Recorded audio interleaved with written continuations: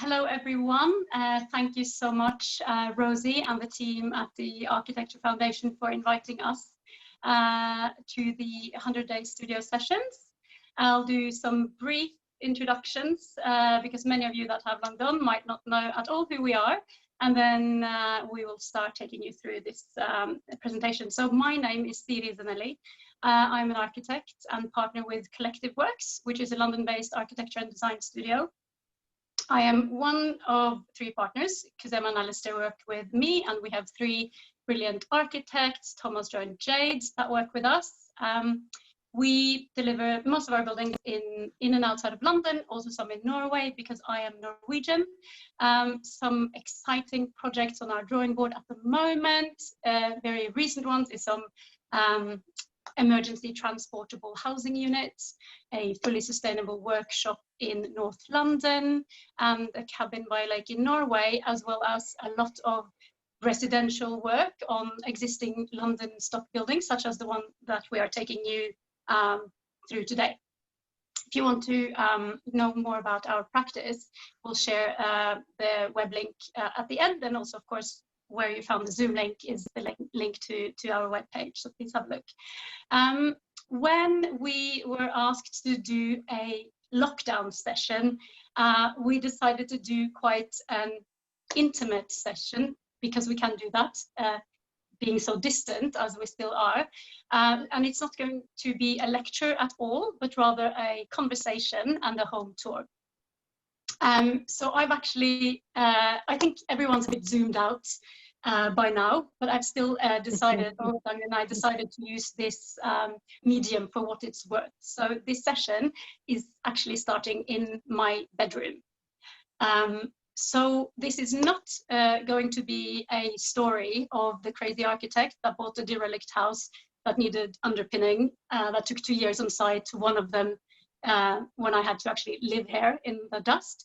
But it's rather the story of how I wanted to use this project to explore my own interest in color, and color as a very powerful tool when creating a home, and then therefore the collaboration with my co-host today, which is Dagny Thurmann-Moe. She is the creative director of Koi Color Studio based in Oslo.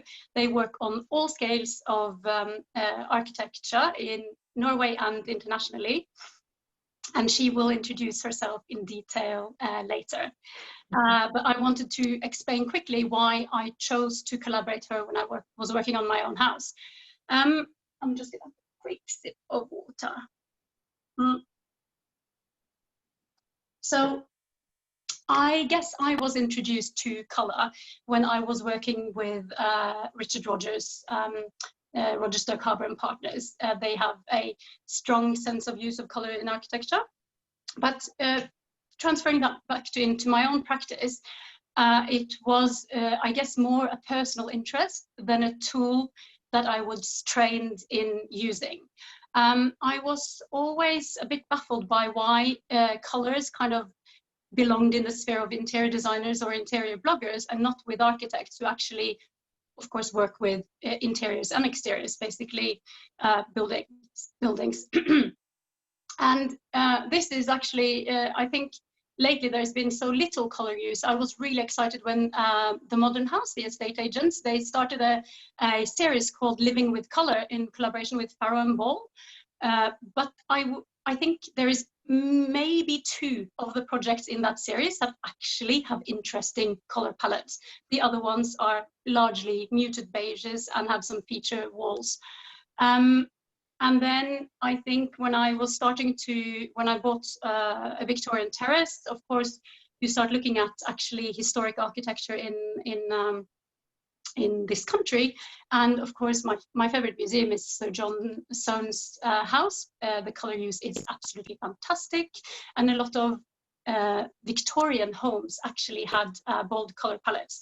So I thought, okay, I'm embarking on my own home. So I really want to bring out the big guns, like really explore something that I'm interested in, but I am not formally trained. I have an interest. So I reached out to Dagny, who I had admired her work. And I'm sure when you see her quick presentation of the studio. You will understand why, because she has a fantastic skill when it comes to creating properly complex color palettes that work.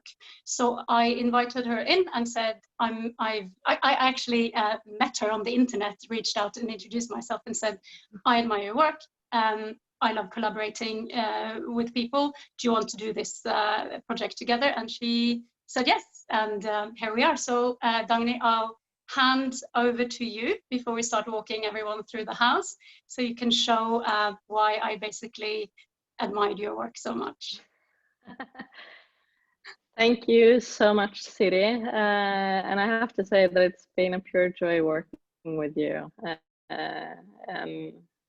Your way of embracing risks and taking choices that doesn't always feel that comfortable.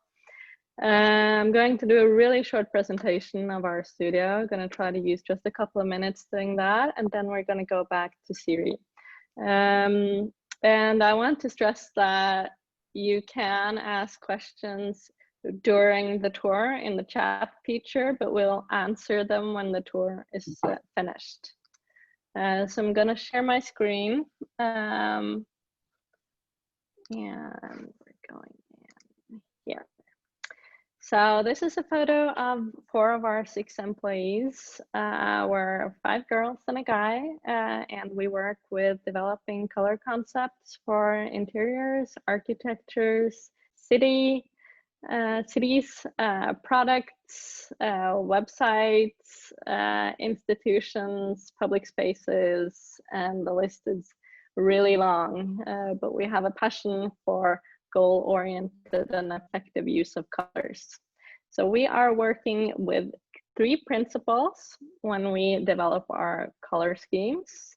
One is chaos versus monotony. In contemporary architecture, we often see the color and use of material tends to be more monotonous than chaotic, but when color is implemented, it often results in chaos. So it's really important for us to balance out between those 2 factors and end up in what is harmony, which is the ultimate goal. We also need order and variation. There needs to be some kind of system, but it should appear pretty organic. And the complexity definitely needs to be organized, but it should be difficult to spot out how. And we're going to go through 3 examples really quickly. All of these examples are showed better on our websites and more projects as well. The website is also in both English and Norwegian. This first project is a big residential project located in Oslo. It's one of the biggest. And it had German colors on the facade, which I'm not going to show here, but you can see those on the website. And it was not really working with the traditional colors of Oslo. So you see the after colors on this photo. The inside of the structure was also actually both monotonous and chaotic. This is the before photo. And we had to clean it up and also divide it vertically so that it would appear smaller. And there's quite a large difference in how this part of the structure is perceived after the new colors. This also shows a different view of the same building where we have the before photos here, where the concrete is looking pretty dull, and also people said it reminded them of kind of communist architecture, which we want to avoid. And as you see with the new colors, the atmosphere is completely different.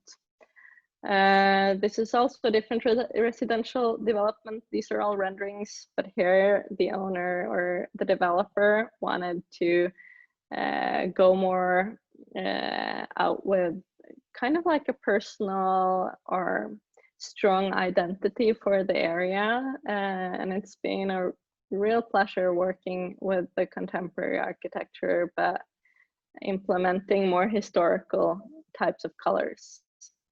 Institutions are also really important for us. This is home away from home for children that are both deaf and blind. We wanted to give the institution a feel of home and not institution. And here the colors are really important. We also need the contrast between the colors to be stronger than in a normal institution, because it's easy to think that the blind does not see colors, but they definitely do. They just need higher contrasts, which is not does not mean that you have a contrast in color pigments, but a contrast in light and lightness and darkness. And that was my very, very short presentation. We are going to give the word back to Siri and start the tour of the UpSideDownHouse. Thank you very much, Dagny. I will kindly ask you to watch the time, because I am awkwardly now walking around the house with a selfie stick, which I feel very self-conscious about, trying to turn it around and then hand over to you. So do let me know if I need to speed up or if I forget anything. So I'm starting now in the loft, as I mentioned, in my bedroom, because we purchased a Victorian terrace in North London. I actually do not know who's watching now, so I presume it's probably a mix between people interested in color and architects that know everything about Victorian terraces, so I try to place my speaking a bit in between. But basically, for those of you that aren't familiar with the Victorian terraces, they are from the turn of the century, brick buildings, a lot of classic features, and in Highgate, where I'm based, that means that you cannot change the facade towards the street. So when we purchased this house, it was pretty much derelict. And the classic thing to do, especially if you're an architect, but also a lot of my clients do this, is of course think, okay, how can I improve this house and also add some space? So we did the very classic loft extension, side and rear extension to the garden, and because it needed underpinning, we also dug a basement. That is the story of another talk. So now I am up in the loft, and the loft is small because we could only open up towards the garden, because the front of the house was supposed to be maintained the way it was. I'm going to turn my camera around and then briefly show you. So this is the view where there was usually a pitched roof. And then we have simply tucked a bed in under the eaves of the loft dormer extension.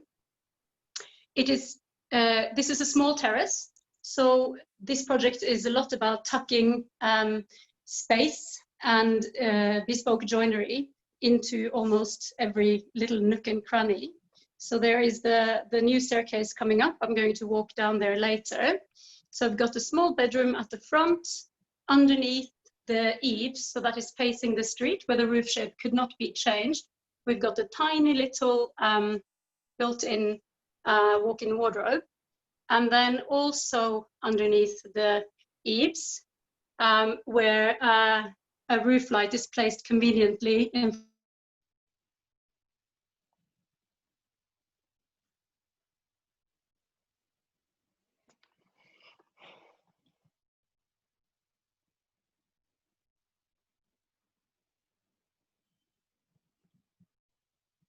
So there are some challenges with the Wi-Fi, as you probably understand, and I think Siri is back with us now. Siri, you're back. You've been missing for a short while. Am I back? Okay. I'm just going to very briefly take you to my shower window. I think this is what happens when architects work for themselves, and that is that in the shower, I get sun from both the east and the west. So while this is a very narrow little building where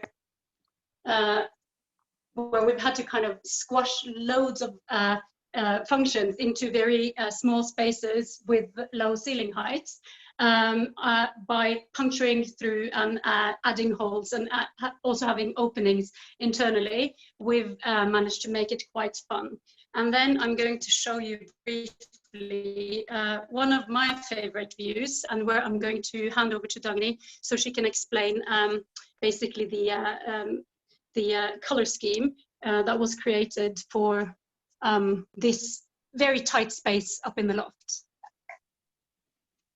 That is actually one of my favorite views as well. We're going to visit the more professional photos that show the colors more correctly. And if we look at this view, we're actually looking at Victorian colors. But this is the most modern part of the home. So we wanted to use colors throughout the house that has Victorian era references, but also feel contemporary. And in addition to that, Siri is Norwegian, her husband is Australian, and they've lived in Japan. So we have references from several parts of the world, but the Victorian era and its colors were the most important. So when it comes to a bedroom, good sleeping conditions are vital. And we know that we sleep better in dark bedrooms. So the bedroom has a really dark shade of green. But in the walk-in closet, it can't be that dark because you need to find the clothes and see the colors properly. So we have a pale shade of blue in the walk-in closet, which makes it easier to see the colors on your clothes correctly. When we opened the door into the bathroom, we wanted it to feel like kind of a fresh surprise.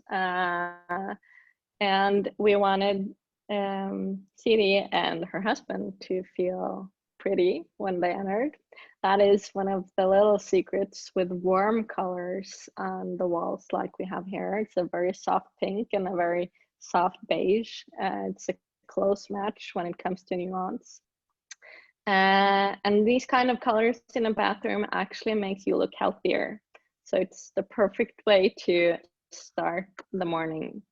The hallway and the staircase, we're going to talk more about that when Siri has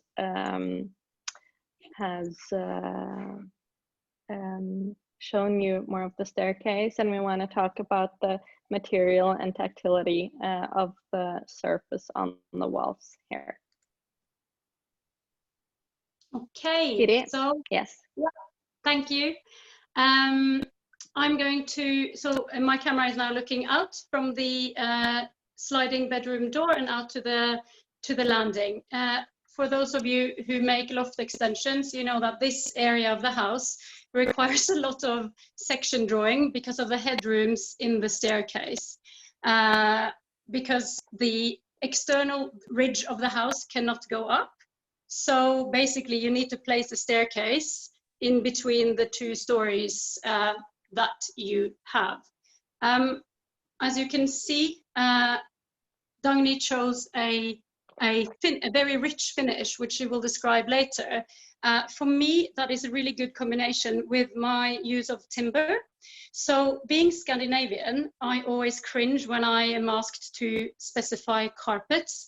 I wouldn't dream of having carpets even in my bedroom myself. I just don't think it's anything that we do. I'm going to walk down the staircase briefly to show you. So, of course, the staircase, the new staircase up to the loft is Douglas fir, a very simple Douglas fir staircase. I chose to keep some of the loft opening, the staircase opening open all the way up, because to let just as much light as possible into the second floor, because this was originally, of course, a very dark part of the house. You can see here the traditional staircase, so that is where the original terrace ended, and the new staircase. And I am quite fond of quite direct meetings between new and old elements, such as this. Dagny, do you want to talk a little bit more about the colors in the hallway now? Yes, of course I do. I'm going to share my screen again, and we're going to have a look at the photos of the hallway. So as you see here, we have used a paint that is called Marrakesh, and it has kind of like a Tadadak look, but we've added a high gloss wax on top of it. And these hallways are really long and narrow, and so we wanted the light to be reflected as much as possible, which we achieve with the high gloss effect. We also took inspiration from the ceiling cornices and all the Victorian details, and green was a huge color during the Victorian era, and it was really interesting to interpret it in so many ways in this particular hallway. So there are many different shades of the same color throughout the staircase. The staircase is a very dark shade of green, the walls are a different one, and then you have the ceiling, and then you have the cornices and the details. And this Tadalakt effect is of course not something that was traditionally used in Victorian houses, but we wanted to do something that added a sense of materiality to the walls. Siri, back to you. Back to me. So I'm just going to see my, yeah, there I am. Yeah, I think also in addition, the pictures you just showed, the yellow lamp is for me a little sneak peek of what's coming further in into the house. I am now going to take you into one of my son's bedrooms. That bedroom is on the first floor, and the challenge with those first floor rooms is when, sorry, I'm going to stand so that the light's a bit better, is that when we added a loft, there was actually not enough space upstairs under the ridge for a full ceiling. So we had to lower the ceiling of the first floor. That is, of course, a problem when we have traditional sash windows.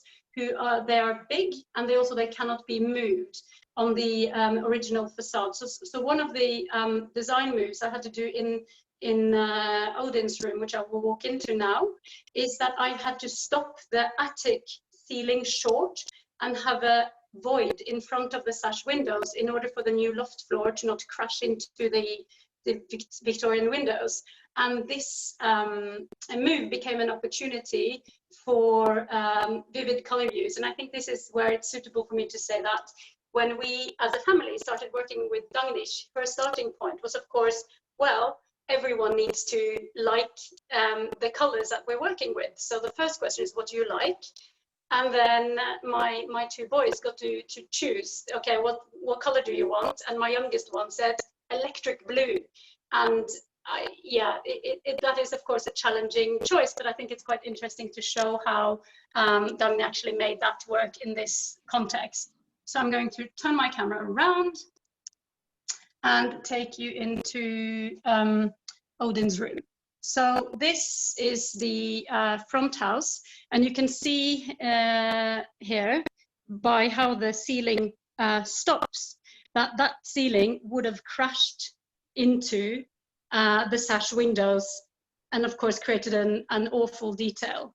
The room is very large and calm, and when I move further into that space where we were able to hang a swing for him to add some fun. We always try to add a bit of fun into our projects.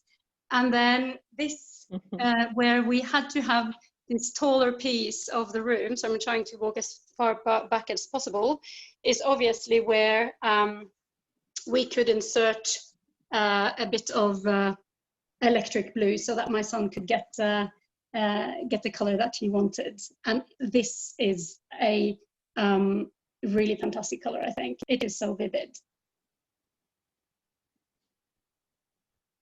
Dagny, over to you. So I'm gonna, over to me. Let's see, there we are. When Odin said that he wanted something electric blue, I was like, yes. I love working with that color, and I love the duality of this room, where you have something that's obviously Victorian when you look at parts of the room and when you enter the room, and then you have this little niche surprise with the modern contemporary architecture. So I wanted to enhance that feature and also use Odin's favorite color. And I think that one of the fun parts with this is that you use the old Victorian greens, and then you have, boom, a splash of something that's definitely not Victorian, but something that really makes this room interesting, and that it's some kind of a surprise when you enter, since you can't see it until you get close to the swing, but you can see it from the outside. So it's also a little gem shining to the people walking on the sidewalks outside. So, Siri, to you. Okay. So I am going to show you the other, my other son's room. For those of you that aren't familiar with the Victorian terraces, they are very narrow. And they of course come in different sizes, but a lot of the rooms are quite small and pokey. So one of the tools that we like to use is to open up to the ceilings as much as possible. So just like we did in Odin's room with opening up to the ceiling towards the street, in my other son's room, which is actually a very small original room at the back of the house, I also decided to open up all the way up to the ceiling, because the room itself is very small, but by utilizing the height, it actually gets quite a nice feeling. So I'll take you in there. So this is Storm's room. So as you can see, it is, I'm outside now, so it's a small room. It's not even 3 by 3 square meters, but by opening up all the way to the pitch of the roof and inserting a roof light, it's become quite a spacious kids' room. So of course then we've got room for desks and shelves and everything, all the stuff that little boys need. And it can be like, I can stand under his bed easily, so that it's definitely big enough. It's not, it's basically, you've got a room for more than a bunk bed. When my 9-year-old was asked what his favorite color was, what he wanted, he actually said purple. And I was quite skeptical towards that, whether that was a color we could actually work with in the interior. And I think in this room, as you saw from the little tour, the combination of actually the purple and the light polar blue, which is the same color as was used upstairs, and then the green from the doors in the hallway, create quite an interesting, but also very, very calm atmosphere in this room. So Dagny, do you want to tell a bit more about that? Yes, of course I do. I'm gonna share the screen again. And here we see the colors in Odin's room, and I love working with the more contemporary features of this room. It makes color blocking really interesting. And I also loved Storm's choice of color. I mean, I'm so sick of boys always having blue bedrooms. What's the deal? And here we combined the really soft purple with a soft bluish green color on the walls. So this very tiny bedroom actually has 2 different wall colors, and that works because of the really high ceiling. And I also loved how Siri worked with the materials and how the bed is designed, and it really complements the color scheme well. And like Siri said, when we do the colors for kids' bedrooms, it's really important that we create good atmospheres for sleep and also good atmosphere for play. So that is the reason for why we don't give dark bedrooms to children, but we give them to adults. So back to you, Siri. Thank you very much.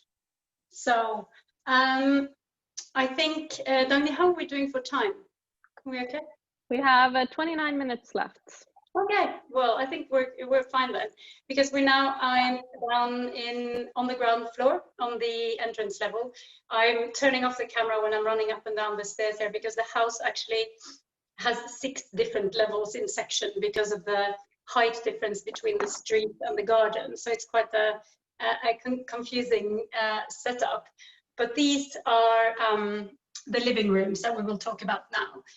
And I think for those of you that are not familiar with the Victorian layouts, they have the traditional old-fashioned, like Victorian rooms on the entrance floor, often with a very classic bay window to the street. These rooms are beautiful. They are often high ceiling. They have period features. So they have a lot of those beautiful features of historic homes, which I really wanted to take care of and celebrate when I was working with this house. There is also a funny thing there is the front living room, which is towards the street, which is often the larger one. And then there is a rear living room, which I don't think I've seen ever that it has access to the garden. So it is at the rear of the site. It often only has one window out, so it becomes quite dark and a little bit forgotten. So we decided when we got this house that we would turn this room into a TV room snug. I can't stand having screens spread around the whole house, but we had an extra little room that we thought we can do something really nice with. So this room kind of became the cozy cave of the family, and it is definitely one of my favorites. I can't wait to open the door for you now. So this is the classic rear living room, which is often the forgotten room. And we decided to turn it into a cave of a TV, my boys game here, obviously, fun family room. This room is tricky because of the window situation. It's extremely bright here today. I'm going to try to stand here and see if the lens actually adjusts. But basically, because we did a rear extension, side extension, sorry, we had to cut the sash window in half, which makes, it's difficult to see, but which makes the window rather awkward. So I've put, oh, there it adjusts. So I've put mirror underneath to kind of create an illusion of still the Victorian sash proportions. Like in all of the other rooms, there is a lot of bespoke joinery here. So actually all this oak shelving, while it's nice to put the vases and pictures and little trinkets that we all have there, it actually hides the boiler flue from below. And the lower left one, that is the staircase going down to the new basement, because we wouldn't have enough headroom in that point. So in many ways, this is a bit of a Tetris game of problems here in the corner, but which works quite well in this context. I'm going to turn around, and yeah, I can see that my camera is just struggling a tiny little bit to adjust to the colors. But basically here we have really celebrated the period features. We opened up the room, so those doors are new, but we decided to make them in a traditional way. And actually where I'm standing now in the sofa, I'm sorry, my kids put a cheetah picture. I should have quality controlled that for architectural purposes on the TV. You can choose the image. But yeah, this is actually one of my, I'm going to turn the camera. This is one of my favorite rooms, and it's now it's a bright day, so you can't really see. But during the winter and on grey days, the color here really makes a huge, almost like an effect on your mood, because it is intensely yellow. And this ochre also changes in color a lot throughout the day. So from quite a light honey in the morning to more of a like a caramelly tone as the sun is setting. So it's a much calmer room than I thought when the painter opened up the paint pots, to put it that way. Dagny, I'll let you talk about your favorite color. Yes, this old ochre, it's from Pure and Original Paint. It is a really interesting color to work with, and one of the reasons for that is just one pigment, but there's a lot of it in the paint can, and that also makes it not covering as well as normal paint colors do because of the volume of pigments. You have to have more coats than you usually do, but what you get in return is so worth it. I'm gonna show you the color in the photos here. As you see, this is an ochre, and it's definitely a Victorian color, but it's also a color that has strong references to Norwegian culture. So ochres are one of the most common facade colors back in Norway, and it's also been used in different shades in interiors for as long as we've been able to paint. And here we wanted to calm the room down, and we also wanted it to feel brighter. And yellow shades or nuances do exactly that. They make a space feel warm. So it's really good for rooms that doesn't have much light. But what people are surprised by, especially color nuances like this, is that they feel quite relaxing. If it would have been more intense and had less red and black in it, it would have felt more energetic. So when it leans towards the sour tones, like towards green, it becomes much more intense. But colors like these are just spectacular when you get into the room. It's also a kind of yellow that people that don't like yellow likes actually loves and get obsessed by. So it's a really special color, I think. And like you see here, and if you look at Siri's video, you'll see that the color really gives that warmth and depth to the room. And during winter, when the weather is not as nice, it's a real little treat to enter this room, relax, watch TV and everything. And if you look at the detailing here, the use of color is much more simple than we usually see in Victorian era, well, the original type of color use. And we wanted to simplify it because the color is so powerful in itself.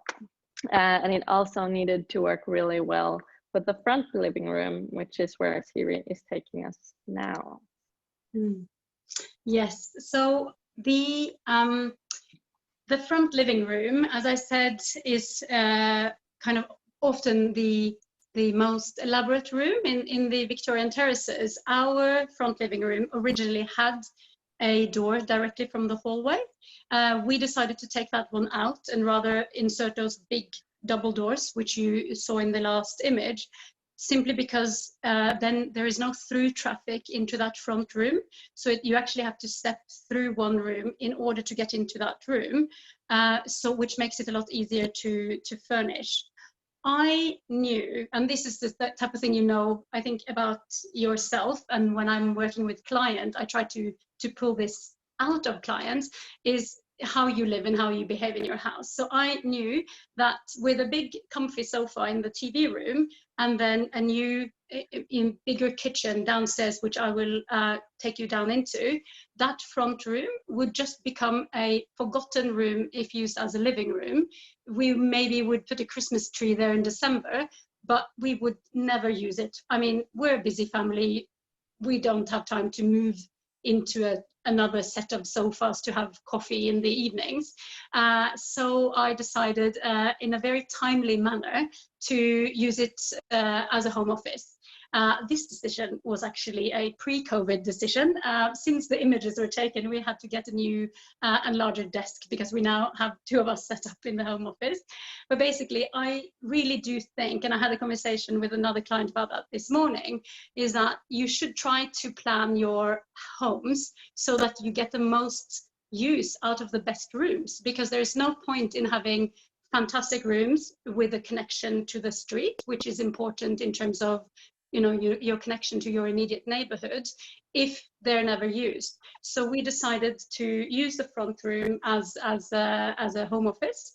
And this room, I think, is the one where, admittedly, I felt the most challenged when Dagny came up with the color code. So a lot of it, actually a lot of the colors we did for this house, we did in a workshop in my studio. Dagny came to London. She came with me on site to see the room. We went to our studio, was then in Hackney, and we sat and actually made loads of decisions in one day. And this room is the one where she said, no, I'm going to go away and I'm going to have a think about that one. And I'm just going to tell you what it's going to be. So I'm going to turn my camera around. Sorry about the Cheetos again. As I take you in to the pink and purple, I'm going to turn the light off, study. So we have got the striking combination of the ochre doors, and it goes through to pink. The frames here are blue. It's very hard to see because of the light, and I haven't gotten around to buying curtains yet. That's a difficult thing to do. This is then where we sit and work. And then, yeah, maybe this shows actually the colors in quite a good way. So I was rather, I felt brave, let's say that way, when I agreed to have beige, pink, purple, and then yellow at the end. But I had made a decision that sometimes you just need to trust experts, that they know what they're doing.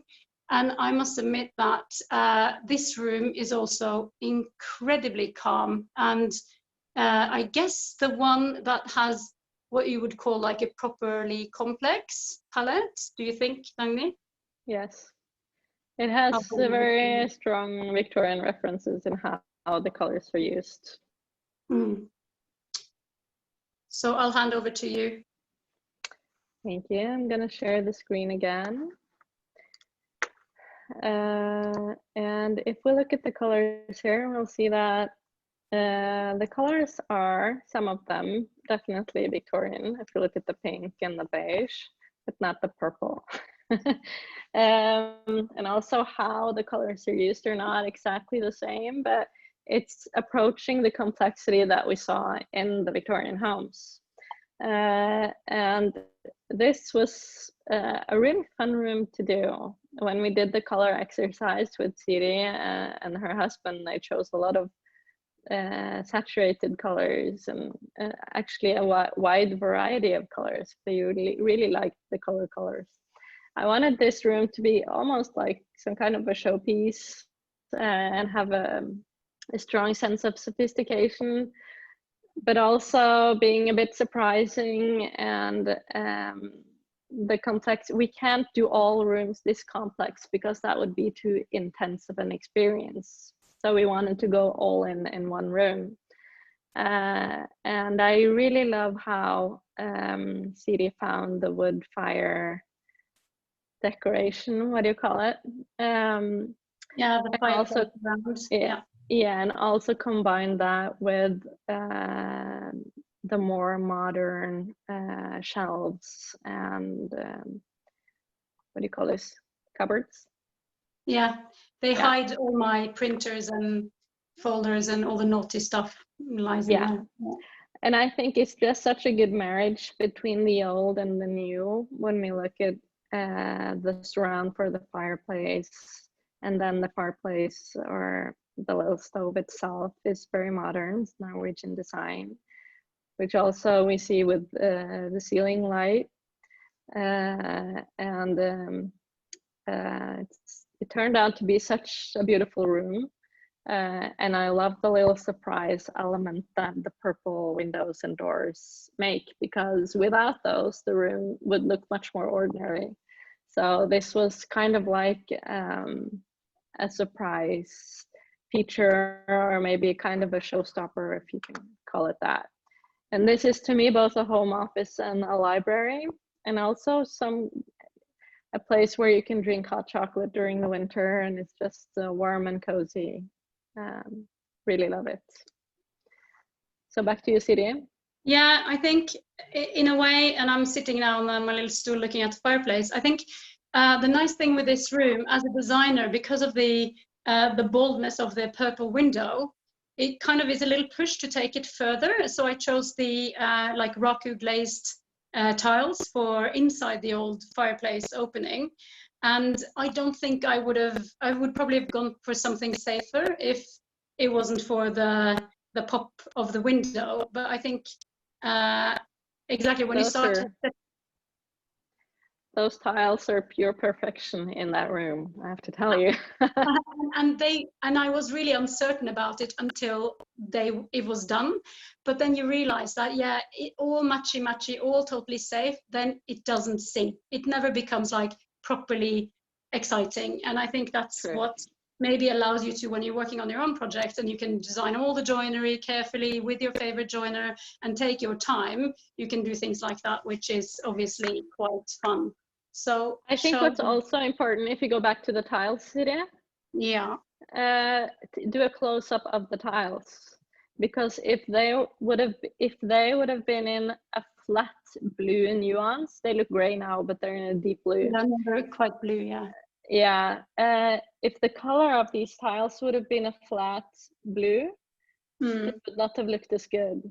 So the surface here and the tactility, or the richness in the colors, and also the pigment change in the tile is a really important part of why it works so well. Yeah. Well, I think it's a bit like with all objects or things, is that if it's of good quality, basically if it's craft, right? If it is, then it often looks good with other good quality things. Yeah. And I think that's the thing we discuss this a lot, because people want things to be, or designs to be timeless. That's pretty much impossible. But if you choose good quality, you can make a room or a design or a piece of joinery last, because it kind of just transcends whichever period it was put in. So I guess that's my hope, that of course this house is of now, but that it will last. Yeah, nothing is timeless. It's an absurd goal to have in any interior or architecture. Yeah.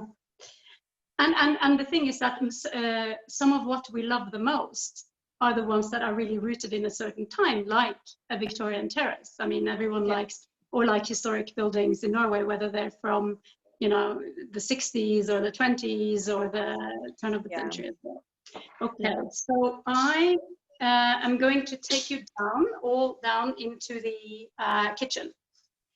And this is where I guess a bulk part of the main new construction work happened. So this is a conservation area, so we had to be quite mindful of the external volumes. The way it's talked about here in Highgate is that the exterior volumes should be subservient to the host building. I was very aware of that the old kitchen was very long and narrow and dark.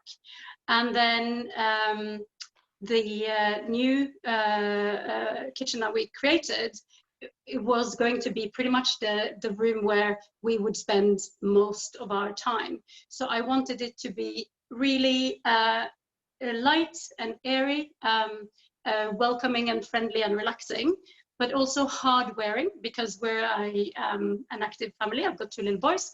And I wanted, I guess, also here to use some tools that I guess I learned in my training in both in Norway and in Japan, because I did my master's in Tokyo, and that is use quite a rich material palette and just not add too much decoration, or just use the lovely natural materials as the main features of this room. So it's incredibly bright today. So I think it's looking pretty bright down there, but I'm going to turn my camera around and I'm going to walk you down into the kitchen. So that is down the narrow staircase. This is exactly where the original staircase was, and this was a completely dark room, which we have knocked through and put in a bespoke kitchen, because I knew that I wanted a kitchen to not look too much like a kitchen, because this is where we spend all our time. So this side extension that you can see there goes up to the neighbor's fence. It's just a very simple brick structure with a glass ceiling on it. And then I've done a little nook at the end of the kitchen, which also has a pitched roof, which is just a very small room where my days tend to start and end. And I love doing that, like planning for actually all the everyday moments, rather than the few times when you have a big party. So I was quite clear about wanting to have new exposed brick on the inside in combination with the existing. So that's the old corner of the house. So that's where the house, the kitchen ended, and where this Douglas fir column and beam, or Douglas fir clad rather, that is obviously where the wall was. So the material palette here, which I gave to Dagny for her to work with, is obviously both Douglas fir, also in the ceiling. The kitchen is elm. All the other joinery, most of what you've seen throughout the house, it's either pine or oak, like these ones. And then I chose to have a laminate kitchen, so that it could be quite hard wearing. And then there's a grayish brick in the rear, so that the new walls have a different hue than the old London stock brick, which is what you can see here in the corner, and which also is on the outside of the building. So sorry, it's so bright, but you can see there through the window. And I was also quite adamant about wanting to not have a full width extension, but to pull the decking in here, so that you can get like a bit of a connection with the outside also when you are on the inside. And that, yeah, what you can see here is obviously the original wall of the house. So that is literally, the extension is just plonked straight on. You can see there is my son's, the purple bedroom window upstairs. So I think at least my friends that come here, they see, oh yeah, we can see that you're Norwegian and have spent time in Japan. So I guess we're not afraid at all of combining different types of timber, because I actually think that timber is almost like a neutral, and a lot of different type of timbers go really well together. What do you think, Dagny? Have I forgotten anything? No, I love this room. I'm gonna show. I don't even think that we need to look at the photographies, but we can share them because the colors are so good. The light is very hard here today. We're constantly discussing curtains. Yeah. I think that one of the things that I really appreciated when working with you, Siri, is your complex approach to materials. Because materials tend to be oak, concrete, steel or some kind of metal, and maybe bricks. But here you've combined different types of bricks, different types of wood, and the flooring is also rich in the structure and the colors in it. So it was a lot of fun to work with the colors here. And I think I have to say that another result of this project was that I wanted to buy an old house and have you build an extension for me. And that is just because you have all these little clever solutions to what could be problems, like the nook with the sofa and where you can sit in the window. I remember during the photo shoot, I just kept sneaking back to this sofa, wanting to sit and enjoy the garden, which felt like it was a part of this room. And so we chose a soft yellow for the walls, which is like a positive and not too bright of a color that works really well with all the materials, which is always important. The materials and the colors work together. So it was just really interesting to see how this was solved. So the yellow here is much calmer than the yellow we have in, or much softer in a way than the color we have in the TV room, which was also intentional, because this is not where you want to lay down and have a nap. This is the room where you want to have conversation. It's a social area. You're supposed to talk to the family or your guests, and yellow was a natural choice looking at the materials that you had already chosen. So this is the end of the tour. If you have any questions, you can write them down in the chat and we'll answer them here. So if there's anything you want to know, don't hesitate to ask. Great, thank you so much for sharing that. We have a question in the chat. Should I just read it out? Because I think they have left. Yeah, sure. But yeah, I'll read it out. They are asking, what lighting have you chosen? Specifically that Norwegian people love yellowish lights, but counting with that rich color palette, did you go for a white light? Yeah, in terms of, I presume they talk about the quality of our bulbs, and generally it's all warm. Yeah, and not the lighting supplier, I guess. Yeah. Yeah, I'm not sure actually. And then yeah, someone else is just saying, thank you for sharing your home and knowledge. A wonderful collaboration. The architecture and the colors are both beautiful. Yeah. But yeah, I think unless we have any other questions, I'll just ask kind of, are you planning to work together again in the future? And do you have any kind of other projects similar to this one, like in the pipeline?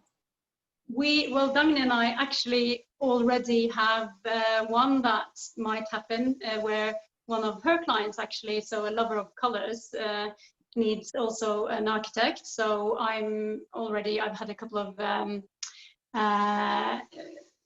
of meetings with that client. So that is going to be another really fun kind of way of working together with colors and architecture. But I think it's not happening yet, but I'm really looking forward to when we, as a practice, get maybe a larger project, hopefully for a developer or someone that realizes what a powerful tool color is. I find it really inspiring, Dagny's examples of, for example, the homes for blind children or for teenagers that have been taken out of their usual homes, of how you can use color as actually a design tool.